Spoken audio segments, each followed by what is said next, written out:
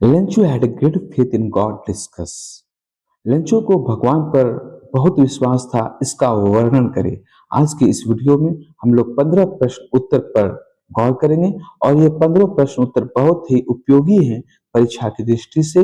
लेकिन जितने भी उत्तर लिखे गए हैं सभी उत्तर संक्षिप्त में लिखे गए हैं। आप अपने अनुसार परीक्षा में उसे बढ़ा चढ़ाकर लिख सकते हैं। लेंचू वाज ए पुअर फार्मर। लेंचू एक गरीब किसान था। When his crops were destroyed, जब उसके फसल बर्बाद हो जाते हैं, he wrote a letter to God, तब वह जो है भगवान को पत्र लिखता है। Through the postmaster he got 70 pieces, और पोस्टमास्टर के माध्यम से उसने 70 pieces पाए। But he thought that God had sent them, लेकिन लेंचू को ऐसा ही लगता है कि वो 70 pieces भगवान ने भेजे हैं, जबकि 70 पीसेस एक पोस्टमास्टर के द्वारा उसे दिया गया था। Thus we can say that लेंचू had a great faith in God। इस प्रकार से हम कह सकते हैं कि लेंचू को भगवान पर बहुत विश्वास था। नेक्स्ट क्वेश्चन है, what are Nelson Mandela's views on freedom. Nelson Mandela की दृष्टि क्या है आजादी को लेकर के। Nelson Mandela was the first black president of South Africa. Nelson Mandela जो थे दक्षिण अफ्रीका के प्रथम अश्वेत राष्ट्रपति थे। He thought that freedom should be for all. वे सोचते थे कि आजादी सबों के लिए होनी चाहिए। He wanted every kind of freedom. वे सभी प्रकार की आजादी चाहते थे, सच एज सोशल, सामाजिक, पॉलिटिकल, राजनीतिक, रिलीजियस, धार्मिक, इकोनॉमिक, आर्थिक एंड सो ऑन। एंड जितने भी प्रकार की आजादी होती है वे सभी प्रकार की आजादी चाहते थे अपने देश के लोगों के लिए। ही डिसलाइक्ड स्लेवरी। वे गुलामी को वे नफरत करते थे, पसंद नहीं करते थे। एंड रेशियल डिस्क्रिमिनेशन, और नस्लीय भेदभाव को भी वे पसंद नहीं करते थे। रंग के आधार पर मनुष्य में भेदभाव करना उन्हें अच्छा नहीं लगता था। नेक्स्ट क्वेश्चन है, how did the seagull learn to fly. Seagull उड़ना कैसे सीखा, डिस्कस, वर्णन करें।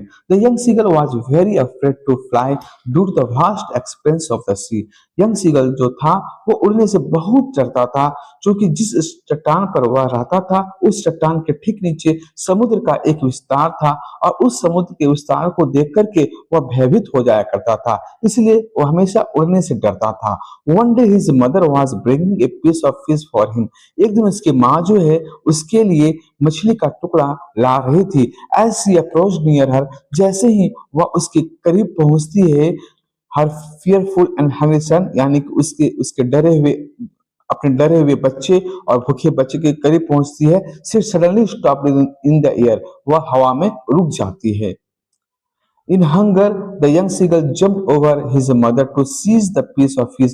और भूख से व्याकुल वह बच्चा जो है, वह सीगल जो है अपनी माँ पर झपट जाता है मछली का टुकड़ा लेने के लिए। When he did so, जब वह ऐसा किया, he slipped off the rock। और वह सीगल जो है चट्टान की सीमा को पार कर जाता है and started to fall straight toward the sea। और सीधा जो है समुद्र की ओर गिरने लगता है।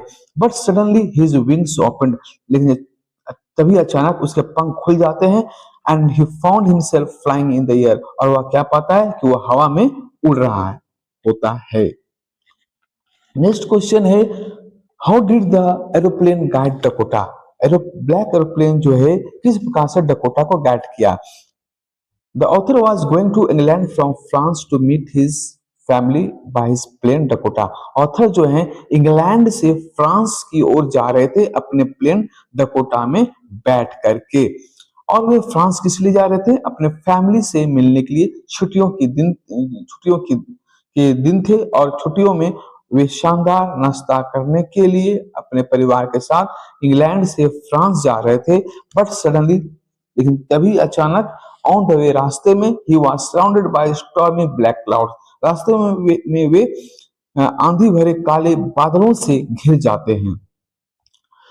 The compass needle and the radio had stop functioning. और कंपास निडल और रेडियो जो है काम करना बंद कर दिए थे। कंपास निडल से कोई प्लेन जो है अपनी दिशा को तय करती है, और रेडियो से जो पायलट हैं वे कंट्रोल रूम से संपर्क स्थापित कर सकते हैं। There was little fuel in the tank, और तो और क्या है, टैंक में बहुत कम ईंधन बचा हुआ था। Suddenly A black aeroplane appeared out of nowhere, लेकिन पता नहीं कहां से एक ब्लैक एरोप्लेन प्रकट हो जाता है डकोटा के बगल में। And the author followed it like an obedient child, और ऑथर जो है एक आज्ञाकारी बच्चे की तरह उस ब्लैक एरोप्लेन को फॉलो करते हैं। बाय डूइंग सो, ऐसा करने से ही safely landed at at another airport, और ऐसा करने से जो ऑथर जो है सुरक्षित रूप से एक दूसरे एयरपोर्ट पर, एक दूसरे हवाई अड्डा पर पहुंच जाते हैं उसी ब्लैक एरोप्लेन के कारण। जैसे कि ऑथर जो है काले बादलों में घिर जाते हैं, सारा जो कंपास नील था, रेडियो था, सारा काम करना बंद कर दिया था, लेकिन अचानक ब्लैक एरोप्लेन के कारण वे सुरक्षित दूसरे एयरपोर्ट पर पहुंच जाते हैं। नेक्स्ट क्वेश्चन है, हु वाज एनी, एनी कौन थी, in what ways ways did Mr Keesing punish her, Anne कौन थी और मिस्टर केसिंग ने उसे किस प्रकार से पनिश किया। Anne was a 14 year old girl, Anne जो थी वह 14 वर्ष की लड़की थी। She love to write a diary, वह डायरी लिखना पसंद करती थी। She named her diary Kitty, और वह अपने डायरी का नाम क्या रखी थी, किटी रखी थी। She was found very talkative in Mr Keesing's class, और वह बहुत ही बातूनी साबित हो रही थी मिस्टर केसिंग्स के क्लास में। Mr Keesing was a mathematics teacher, और मिस्टर केसिंग जो थे वे गणित के शिक्षक थे। He punished her by asking her to write essays on a chatterbox, और मिस्टर केसिंग ने उसे एक चैटर बॉक्स पर निबंध लिखने के लिए कहा कि एने तुम बहुत गप करती हो क्लास में, मैं तुम्हें पनिश करता हूं, तुम कल चैटर बॉक्स पर एक निबंध लिखकर आना। इसके बाद भी एने जो है अपनी आदत को नहीं छोड़ी, और वह चैटर बॉक्स पर निबंध लिखकर तो आई, लेकिन जब वह नहीं सुधरी तो उसे दोबारा मिस्टर केसिंग ने एक निबंध लिखने के लिए दिया, और वह निबंध था एन इनकॉरिजेबल चैटर बॉक्स, यानी जो बातों ने कभी सुधरे नहीं। और फिर एने ने इस पर भी निबंध लिखी, और इसके बाद और इसमें वह, और निबंधों में वह कही कि वह कि उसमें जो बात करने की आदत आई है वह अपनी माँ से पाई है। इसकी माँ भी जो है जब क्लास में पढ़ा करती थी तो बात करती थी, और वही आदत जो है उसमें आ गया है। और आगे जो है मिस्टर केसिंग ने फिर उसे पनिश किया, और उस इस बार उसे निबंध दिया, quack quack quack said mistress chatterbox. इस पर उसे निबंध लिखने के लिए कहा, लेकिन इसको वह वर्स के रूप में, कविता के रूप में प्रकट करती है, और इसमें वह दर्शाती है कि एक फादर स्वान थे और एक मदर स्वान थी, और उन दोनों के 3 डकलिंग्स थे, यानी 3 बच्चे थे, और तीनों डकलिंग्स जो थे वो हमेशा क्वैक क्वैक क्वैक किया करते थे। और फादर स्वान जो थे तीनों डकलिंग्स को इसलिए मार दिए क्योंकि वे हमेशा क्वैक क्वैक किया करते थे। ठीक इसी प्रकार से मिस्टर केसिंग भी जो है मुझे इस तरह से पनिश करके मारना चाहते हैं। तो तो इस प्रकार से मिस्टर केसिंग ने एने को अपने कक्षाओं में पनिश किया। तो चलते हैं नेक्स्ट क्वेश्चन की ओर। Describe the bus journey made by Valli, Valli के द्वारा किए गए बस यात्रा का वर्णन करें। Valli was an 8 year old girl, Valli जो थी 8 साल की एक लड़की थी।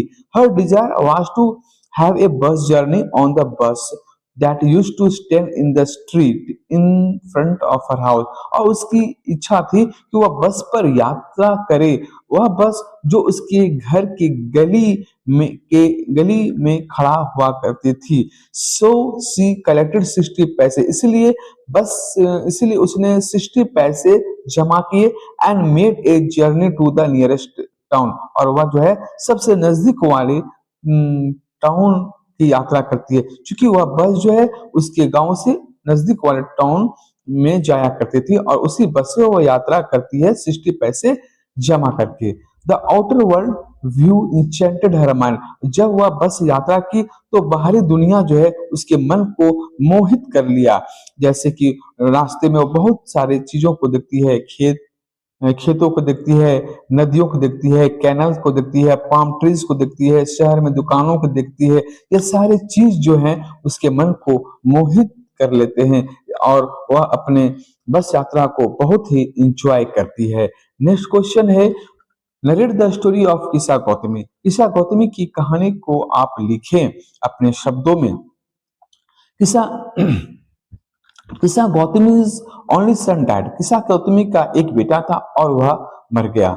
She went to Gautam Buddha and pleaded with him to make her dead son alive। और किसा गौतमी जो है बुद्ध के पास जाती है और कहती है कि वे उसके पुत्र को जीवित कर दें।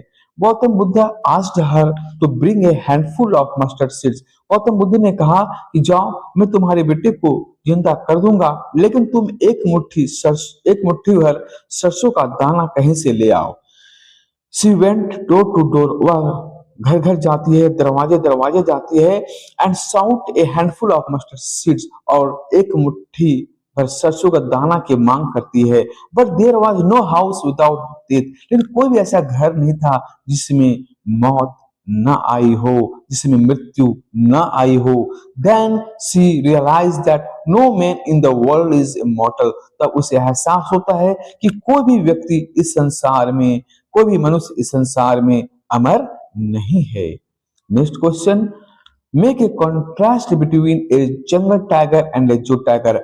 जंगल टाइगर और जू टाइगर के बीच में एक तुलना कीजिए कि दोनों तरह के बाघों में क्या क्या समानता है या क्या उन दोनों के बीच में अंतर है। A jungle tiger's life is full of freedom. जंगल का जो भाग होता है उसका जीवन आजादी से भरा होता है। While a zoo tiger has to pass all his life sadly in a cage.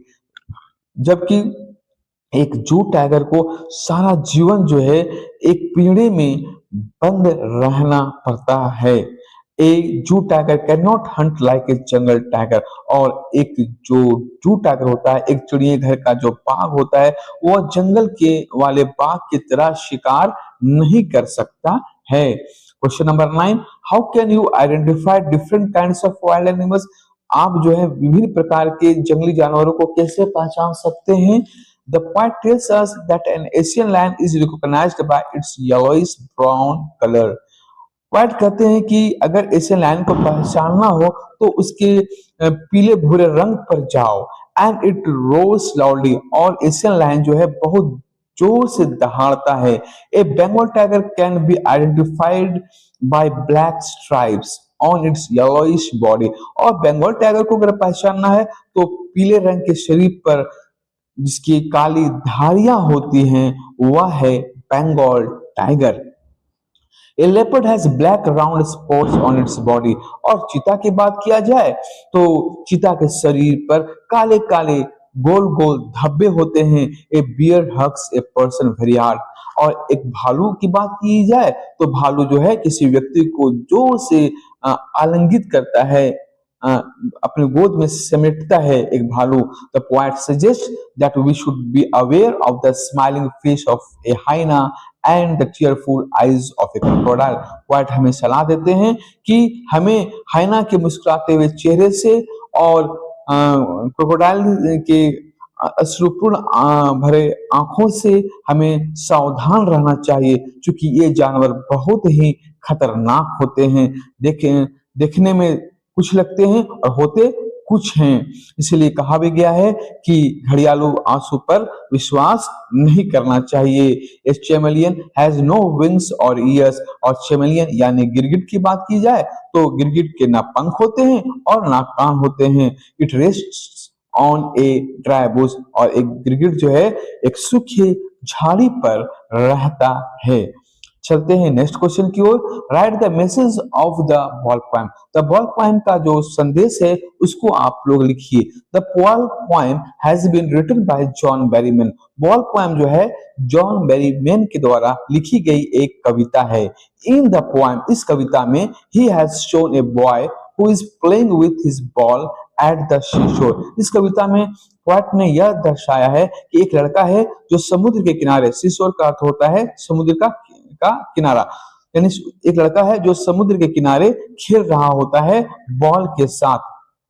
The ball was merrily bouncing and now it has got lost in the harbor। Ball जो था अभी तो बहुत ही खुशी से वह उछल रहा था। ऐसा है कि वह बॉल बहुत अच्छा से उछल रहा था, लेकिन अभी क्या है, वह बॉल जो है समुद्र हार्बर समुद्र के किनारे जो पानी था, उस पानी में वह बॉल जो है डूब गया है। By means of this the poems, इस पोएम के माध्यम से the poet wants to convey us, what हमें समझाना चाहते हैं, that life is also like a ball, यह हमारा जो जीवन है वह भी बॉल के समान ही है। One day it will sink in the ocean of death, एक दिन हमारा यह बॉल रूपी जीवन समुद्र रूप मृत्यु रूपी सागर में, मृत्यु रूपी समुद्र में जा डूबेगा। But without fear of death, लेकिन मृत्यु के भय के बिना वी शुड लिव मैरिली, हमें खुशी से रहना चाहिए।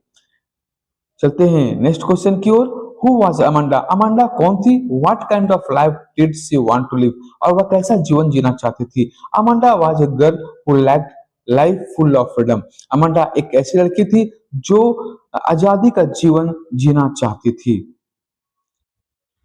Question number 12, how did the dust of snow change the mood off the poet, dust of snow जो है किस प्रकार से कवि के मन को बदल दिया? Robert Frost was going somewhere, Robert Frost जो है कहीं जा रहे थे।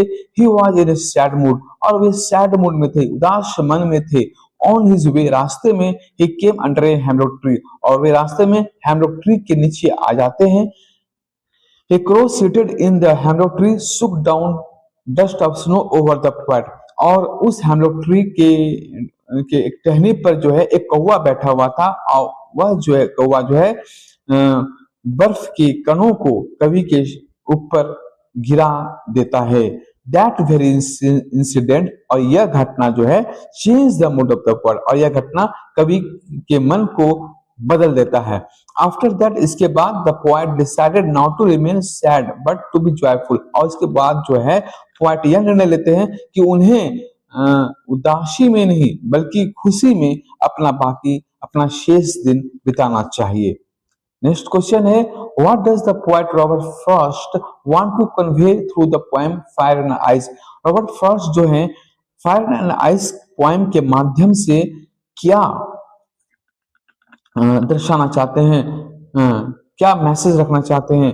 Both fire and ice have the power to destroy the world, both यानी कि आग और बर्फ दोनों में ही क्षमता है इस दुनिया को बर्बाद करने का। इन द पोएम, इस कविता में फायर एंड आइस, इस कविता में यानी फायर एंड आइस कविता में fire stands for Dzire, fire जो है इच्छा को दर्शाता है, एंड वार युद्ध को दर्शाता है।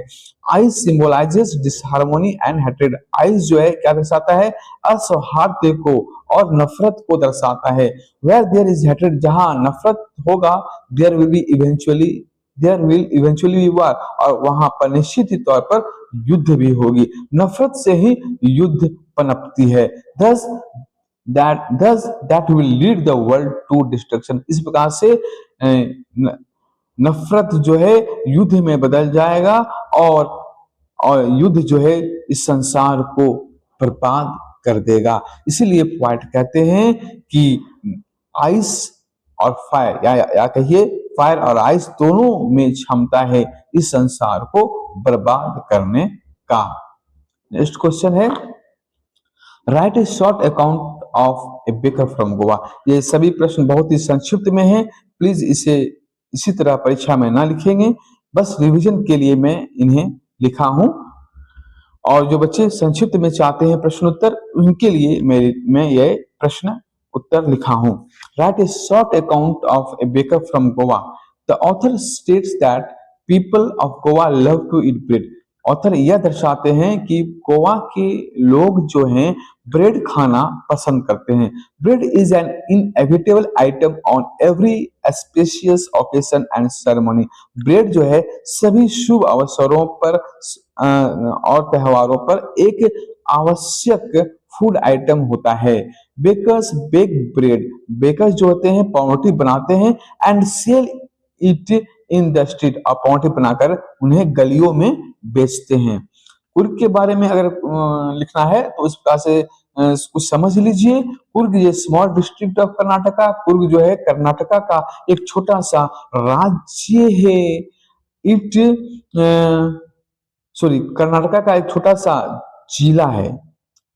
कुर्ग जो है कर्नाटका का एक छोटा सा जिला है। It is famous for spices and coffee. और कुर्ग जो है मसाले के लिए और कॉफी प्लांटेशन के लिए, कॉफी के लिए जाना जाता है। Coorgi people are brave and strong. Coorgi जो लोग होते हैं वे साहसी होते हैं और स्ट्रांग होते हैं, मजबूत होते हैं। In the forest of Coorg, Coorg के जंगल में we can see langurs, elephants, kingfishers etcetera. और कुर्ग के जंगल में हम लंगूर देख सकते हैं, एलिफेंट्स देख सकते हैं, हाथी देख सकते हैं। और किंगफिशर एक ऐसा पक्षी होता है जो मछली खाना पसंद करता है, बगुले की तरह वह पक्षी होता है। The Kaveri river originates from the hills and forest of Coorg. और कावेरी रिवर जो है, कावेरी नदी जो है, इसी कुर्ग के जंगलों और पहाड़ों से ओरिजिनेट होती है, उसका उद्गम होती है Kaveri river. The two Chinese legends associated with T. T से संबंधित दो चीनी दंत कथाओं के बारे में लिखना है। इस प्रश्न का उत्तर आसान है, देखते हैं। There was a Buddhist monk, एक बौद्ध सन्यासी था। He felt sleepy while meditating. जब वह ध्यान लगा रहा था, बौद्ध सन्यासी, तो उसे नींद आया करती थी। देयरफॉर, इसलिए, ही कट ऑफ हिज आईलिड्स, इसलिए वो अपने आंख के पलकों को वह काट दिया। एंड थ्रू देम अवे, और उसे फेंक दिया। आउट ऑफ दोज आईलिड्स, उन आंख के पलकों से टिनी प्लांट्स स्प्राउटेड, और उन आंख के पलकों से छोटे छोटे पौधे निकल आते हैं। The leaves of the plants when boiled with water gave the taste of tea. और जब उन छोटे पौधों के पत्तों को तोड़ा गया और पानी में मिलाया गया, तो उससे चाय का स्वाद आना शुरू होता है, उसे उबालने पर। तो नेक्स्ट क्वेश्चन है, there was a Chinese emperor, एक चीनी सम्राट था। He had the habit of drinking water after boiling it, और उसे आदत थी पानी पीने की उबाल करके। One day some leaves from burning twigs fell into the container. एक दिन क्या होता है कि जब इसके लिए पानी उबाला जा रहा था, या वह जब पानी उबाल रहा था, तो ट्विग्स से, यानी कि लकड़ी से कुछ पत्ते निकल आते हैं, और वे पत्ते जो हैं उस पात्र में चले जाते हैं जिस पात्र में पानी उबल रहा होता है। The leaves got mixed with the boiling water, और वे पत्ते जो हैं उबलते हुए पानी के साथ मिल जाते हैं। When the emperor later drank the water, emperor जब बाद में उस उबले हुए पानी को जब पीते हैं, हाँ, उस गर्म पानी को पीते हैं, he felt the taste of tea, तो उन्हें जो है चाय का स्वाद आता है। इस प्रकार से इन दो दंत कथाओं के आधार पर चाय का प्रचलन चीन में आरंभ हुआ और तत्पश्चात पूरी दुनिया में हो गया। नेक्स्ट क्वेश्चन है, sketch the characteristics of custard the dragon. यह आखिरी प्रश्न है इस वीडियो का। इसका उत्तर इस प्रकार से है कि इसमें ड्रैगन के चरित्र के बारे में लिखना है, ड्रैगन के बारे में लिखना है। इन द पोएम, इस कविता में, ब्लिंडा इज ए गर्ल, ब्लिंडा एक लड़की रहती है, who lives in a white house, जो एक सफेद घर में रहती है, and moves in a red wagon, और लाल गाड़ी पर चलती है। सी हैज पेट्स, उसके पास पालतू जानवर हैं। Ink, Blink, Mustard and Custard, उसके पास पालतू जानवर हैं जैसे कि इंक है, ब्लिंक है, मस्टर्ड है एंड कस्टर्ड है। ये कौन कौन है देखते हैं। Ink is a black kitten, Ink किसका नाम है, तो एक काली बिल्ली का नाम है। Blink is a grey mouse, blink किसका नाम है, एक भूरे रंग का एक ग्रे रंग के माउस का नाम है। मस्टर्ड किसका नाम है, a little yellow dog, mustard जो है एक पीले कुत्ते का नाम है। और कस्टर्ड किसका नाम है, and Custard is the dragon, Custard जो है ड्रैगन का ही नाम है। Who loves to live safely and peacefully in a cage, और ड्रैगन जो है वह शांत से एक पिंजरे में रहना पसंद करता है। ड्रैगन जो है, जो कुछ डायनासोर के आकार का है, एक प्रकार का छोटे आकार का जीव होता है जो बहुत खतरनाक होता है। हाँ, आगे क्या लिखा है? When the parrot entered Belinda's house with pistols in both hands, जब पैरट यानी समुद्री डाकू, पैरट मीन्स होता है समुद्री डाकू, जब समुद्री डाकू बेलिंडा के घर में घुस गया दोनों हाथों में पिस्तौल लेकर के, and sword held between his teeth, और दांतों में तलवार दबाए हुए, no one dare to face him, कोई भी उसके सामने आने की हिम्मत नहीं की। एवरीवन एस्केप्ड, चाहे इंक हो, चाहे ब्लिंक हो, चाहे मस्टर्ड हो, चाहे बिलेंडा ही क्यों नहीं हो, सभी भाग गए, सभी बच निकले। It was Custard the dragon, वह कस्टर्ड ही था, वह ड्रैगन ही था। वो came out of his cage, जो पीड़े से बाहर निकलता है, स्नोर्टेड, वह घुर्राता है, लाउडली, जोर से घुर्राता है, एंड एट हिम अप, और उस समुद्री डाकू को खा जाता है। इस प्रकार से आज के इस वीडियो में हम लोगों ने देखा 15 प्रश्न उत्तरों को, जो कि परीक्षा के लिए बहुत उपयोगी है, और सभी प्रश्न उत्तर संक्षिप्त में हैं, लेकिन इसी तरह आप लोग ना लिखें, अपने मन से बढ़ा चढ़ा करके, या जहां कम लिखना हो वहां लिखें। आपका परीक्षा अच्छा हो, इसके लिए मेरी तरफ से ढेर सारी शुभकामनाएं। धन्यवाद।